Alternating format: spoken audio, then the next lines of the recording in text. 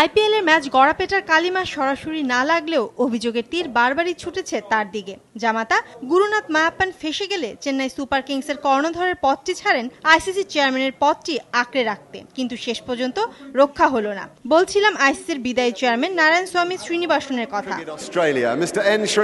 বিসিসিআইর সভাপতি জগমোহন ডালমিয়ার অনাকাঙ্ক্ষিত মৃত্যু ও হাইকোর্টের রায় শ্রীনির পক্ষে গেলে আইসিসির সর্বোচ্চ পদটি রক্ষার স্বপ্ন দেখতে শুরু করেন তামিলনাড়ুর এই ক্রীড়া সংগঠক। তবে ডালমিয়া না থাকলেও তার অনুসারীরা ঠিকই আইসিসির চেয়ারম্যানের পদ থেকে টেনে নামান শ্রীনিকে।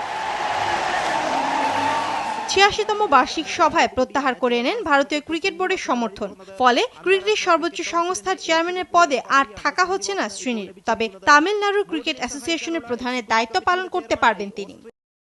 আর চেয়ারম্যান পদের মেয়াদ ২০১৬ শেষ পর্যন্ত হওয়ায় বাকি সময় আইসিসির চেয়ারম্যানের দায়িত্ব পালন করবেন বিসিসিআইয়ের বর্তমান সভাপতি শশাঙ্ক মনোহর। যদিও ব্যস্ততার কারণে আইসিসির পরবর্তী সভায় অংশ নেবেন শরদ পাওয়ার।